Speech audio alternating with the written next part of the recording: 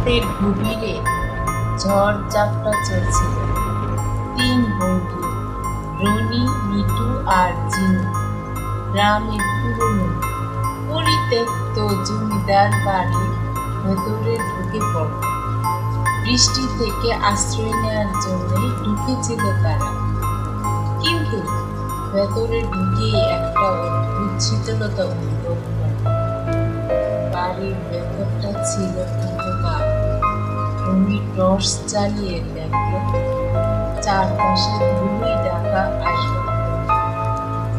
হঠাৎ একটা ঝমঝম শব্দ হল। মিঠু ভয়ে চিৎকার করে উঠল।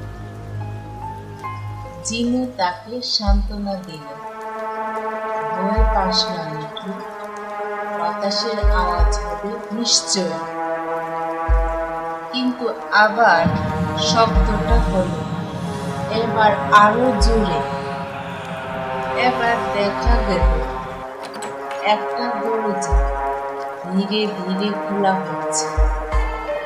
রনি টর্চের আলোয় ফেললে সেদিকে ভেতরে কেউ নেই, তবে মেঝে থেকে একটা ছায়া ধীরে ধীরে লম্বা হচ্ছে। সেই ছায়াটা এগিয়ে এলো তাদের দিকে।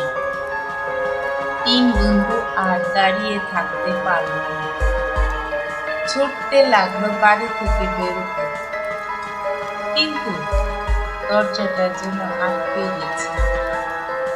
তারা জোরে জোরে ধাক্কা দিচ্ছে, কিন্তু দরজা খুলছে না।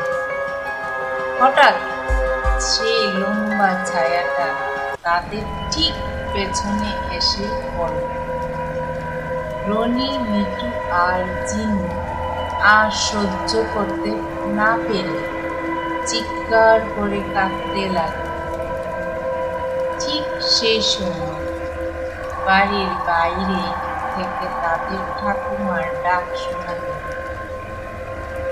কি হয়েছে বাচ্চা, কোথায় আছো? তারা সব খুলে বলে দিল। ঠাকুমা তাদের হাত ধরে বাড়ির বাইরে নিয়ে এল। পিছনে ফিরে তাকিয়ে দেখল জমিদার বাড়ির দরজাটা আবার আটকে গেছে, আর সেই লম্বা ছায়াটা আর কোথাও নেই। রাতের বাকিটা সময় ঠাকুমার কাছেই কাটিয়ে দিল। পরের দিন সকালে আলো বাড়িটা দেখতে গেল,